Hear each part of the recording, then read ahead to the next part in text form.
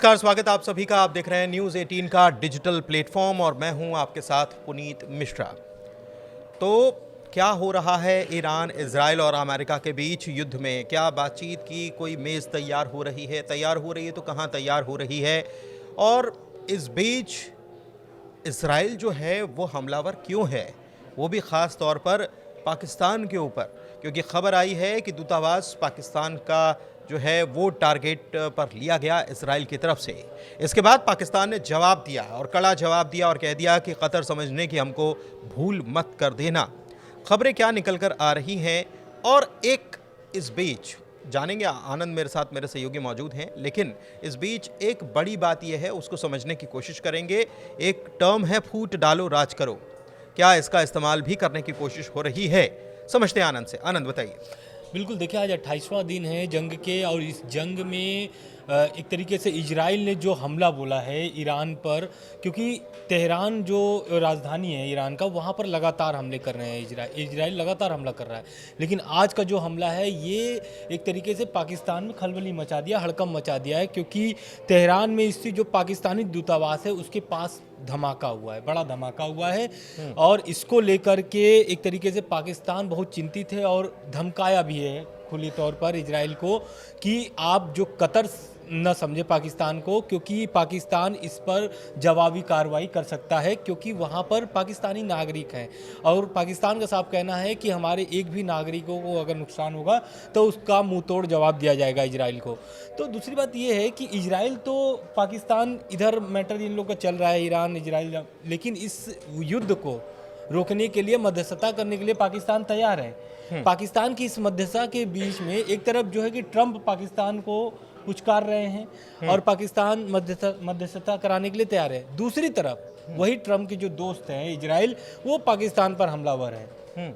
तो इसका ये क्या तर्क निकलता है, क्योंकि ये जो दूतावास पर हमला हुआ ये साफ ये लेकिन आनंद मैं ये समझना चाह रहा हूँ कि पाकिस्तान दरअसल इस युद्ध के मौके को मध्यस्थता करके भुनाने की कोशिश कर रहा है, अपनी प्रासंगिकता साबित करने की कोशिश कर रहा है, क्योंकि बीते दिनों भी अगर देखा जाए तो पाकिस्तान को अमेरिका के सहयोग से कई मोर्चों पर कामयाबी हमने देखी है कि उसका जिस तरीके के उसका जो सिनेरियो बना हुआ था या पाकिस्तान को लेकर जो तस्वीर बनी हुई थी उसमें थोड़ा बदलाव ग्लोबली देखने को मिला है, ये बात तो हमने देखी है। दूसरी बात कि अब पाकिस्तान ऐसा करके ये मध्यस्थता करके ये साबित करना चाहता है कि वो भी एक ताकतवर मुल्क है और उसकी चर्चा या प्रासंगिकता ज़रूरी है।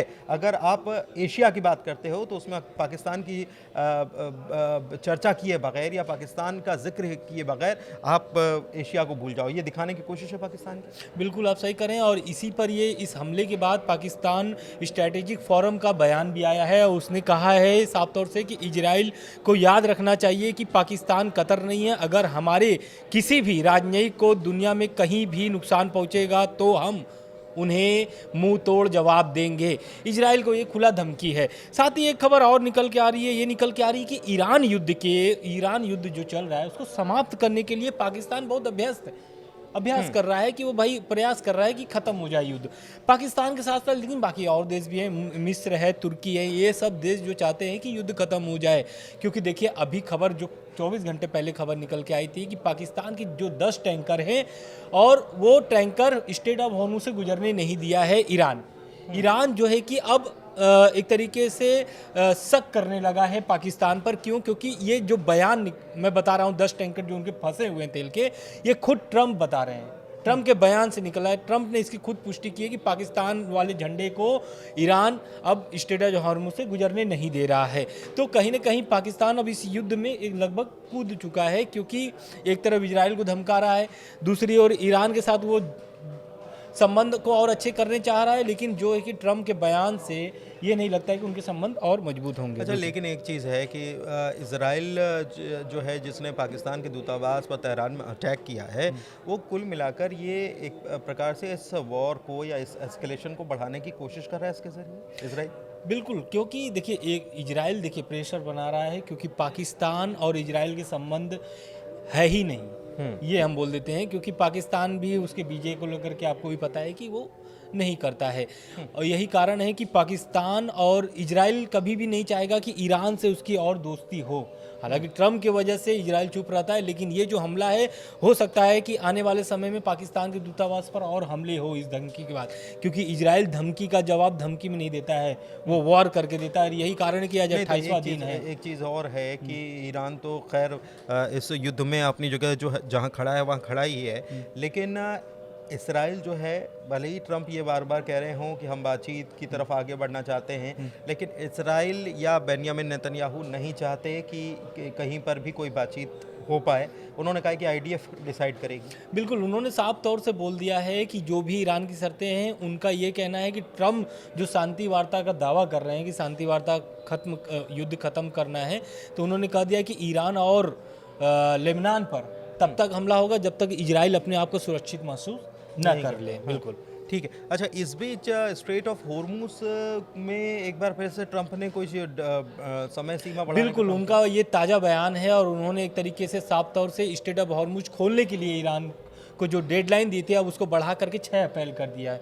उनको 6 अप्रैल कर दिया। उसके साथ साथ उन्होंने धमकी भी दे दिया है कि अगर ये 6 अप्रैल का जो डेडलाइन है इसे अगर ईरान क्रॉस कर देता है तो उनके पावर प्लांट पर इस बार हमला तय है। एक तरीके से उन्होंने साफ तौर से बोल दिया, क्योंकि देखिए जब रविवार को उन्होंने बयान दिया था, 48 घंटे का समय दिया था कि स्ट्रेट ऑफ हॉर्मुज आप खोल दीजिए, नहीं तो फिर आप पर पावर प्लांट पर आपके हमला होगा। लेकिन उससे फिर जब उनके एक तरीके से हम कह लें खाड़ी देशों के दबाव में आकर के ट्रंप ने अपने बयानों को बदला। जवाब ईरान ने भी तो दिया था, ईरान हम भी टारगेट टारगेट करेंगे उनके वाटर प्लांट पर, जो उनके खाड़ी देशों के वाटर प्लांट। यही कारण है कि खाड़ी देशों के दबाव में आकर के ट्रंप ने इसको नकार दिया, यानी अपने बयान से ही मुकर गए। लेकिन उन्होंने एक साथ 15 पॉइंट्स का एक तरीके से सीज फायर का प्लान भी भेजा था, किसके माध्यम से? पाकिस्तान के माध्यम से। ईरान ने उसे भी खारिज कर दिया। तो ईरान अब जो है कि सिर्फ युद्ध लड़ना चाहता है, बातचीत नहीं करना चाहता। यही कारण है कि ट्रंप ने फिर से एक तरीके से डेडलाइन दे करके प्रेशर क्रिएट कर रहे हैं। प्रेशर क्रिएट करने का और एक प्रकार से थोड़ा समय देने का भी काम यहाँ पर किया है। एक बड़ी बात क्या है कि मैंने शुरुआत में जब अपनी बात रखी थी तो फूट डालो राज करो टर्म जो है क्या उसका इस्तेमाल करने की कोशिश की जा रही है। ईरान को लेकर एक खबर ये भी आ रही है कि जो मध्यस्थता की जा रही पाकिस्तान की तरफ से, ऐसी खबर है कि शायद इस्लामाबाद में कोई बैठक हो जाए। हालांकि अभी वेन्यू तय नहीं हुआ है, लेकिन कई मुल्कों के हवाले से और कई एजेंसियों के हवाले से ये खबर आ रही है। लेकिन इस बीच बड़ी बात क्या है कि विदेश मंत्री ईरान के जो हैं और वहाँ के स्पीकर जो हैं उनको लेकर एक बड़ा अपडेट निकलकर सामने आ रहा है।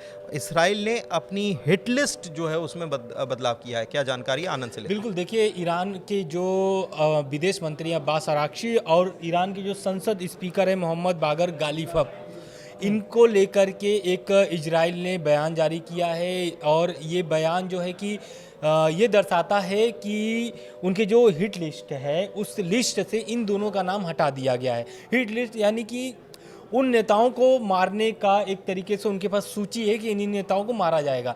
लेकिन कुछ ऐसी खबरें निकल के आ रही है कि पाकिस्तान ने अमेरिका से गुजारिश किया है कि इन दोनों नेताओं को बचा लें, यानी उस पर हमला न हो। और यही कारण है कि इजराइल ने अपने हिट लिस्ट को फिर से एक तरीके से उसको संशोधित किया है। आनंद, ये भी तो हो सकता है कि इसको इस तरीके से पेश किया जा रहा हो, लेकिन अगर कुछ लिस्ट में है इजराइल की और कुछ लिस्ट से बाहर हो जा रहे हैं, तो ये ईरान के अंदर ही तो अपने आप में सवाल खड़े कर देगा कि कुछ लिस्ट से बाहर कैसे हो गए। बिल्कुल, आप सही कह रहे हैं। लेकिन इस पर जो पाकिस्तान का या फिर जो सोर्सेस के हवाले से बयान आ रहा है वो ये आ रहा है कि ट्रंप पाकिस्तान का ये कहना है कि उनके कुछ बड़े नेता बचे नहीं हैं। अच्छा। जो शीर्ष नेता हैं, अगर आप उन्हें भी मार देंगे तो बातचीत करने के लिए आप किससे बातचीत करेंगे? कुल मिलाकर पाकिस्तान ये तर्क अपना रख रहा है कि इन बड़े नेताओं को रहना जरूरी है। और उनका ये कहना है कि अब पाकिस्तान में शीर्ष नेतृत्व जो है कि खत्म हो चुका है। मुस्तफा खामनेई है, लेकिन अब तक वो चाहते नहीं है। दरअसल एक्चुअल में चाहता नहीं है।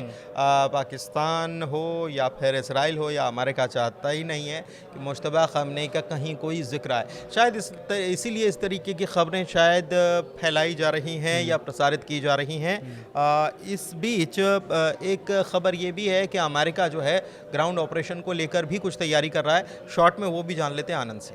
बिल्कुल, देखिए CNN के सूत्रों के हवाले से खबर निकल के सामने आ रही है कि अब अमेरिका और ईरान जो है ईरान के खिलाफ ज़मीनी ऑपरेशन की योजना पर विचार कर रहा है।